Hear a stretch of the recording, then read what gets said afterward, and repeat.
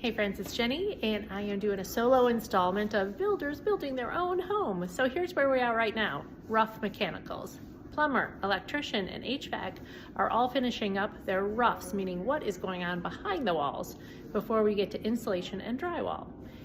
Key, if you guys are doing a project at your home and they're running new mechanicals, take pictures and videos so you know where those HVAC runs and plumbing runs are for future reference. It's very helpful.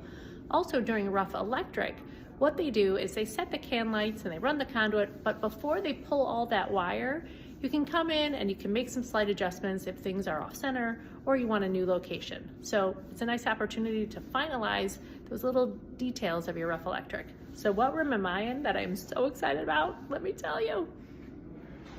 I'm in my future closet.